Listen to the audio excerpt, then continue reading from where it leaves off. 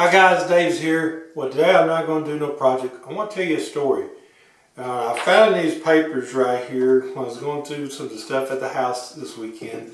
And this was my niece had done a school project years ago, an interview with my dad, which is her grandfather. Thought it was an interesting story for Christmas. It goes like this. Interview with Grandpa. I interviewed my 70-year-old grandpa, Ray Horde.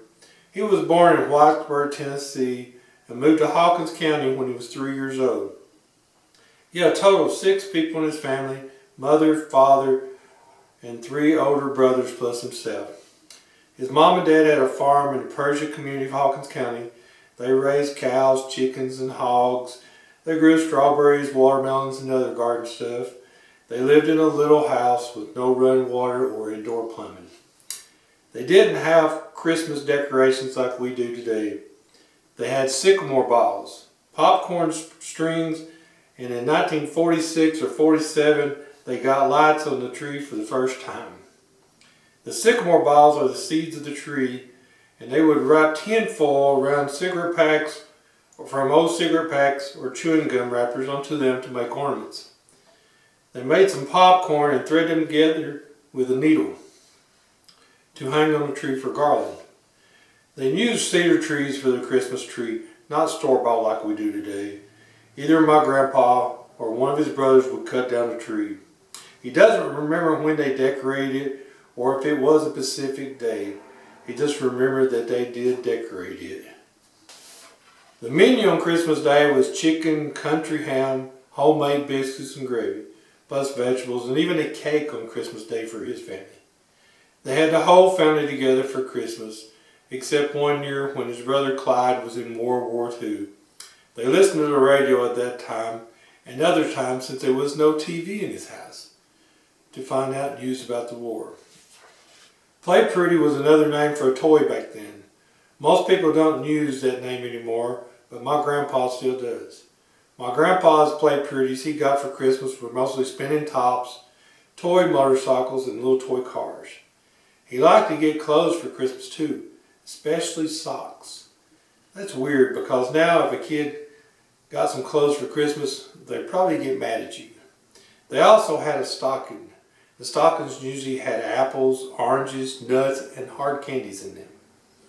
He remembered having church activities, but he couldn't remember what they were though. But he remembered that he had Christmas plays at school. They also exchanged presents at school too. I asked him, has Christmas changed? He replied, really changed. Christmas has changed, he said. Almost everything has changed.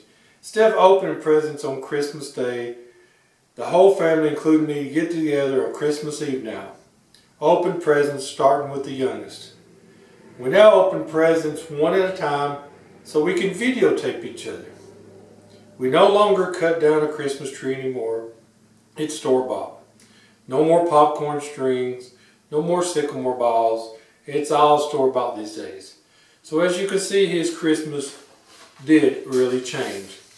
My grandpa said that if someone came to your house on Christmas Day and said Christmas gift, then you were expected to give a small gift such as a cookie.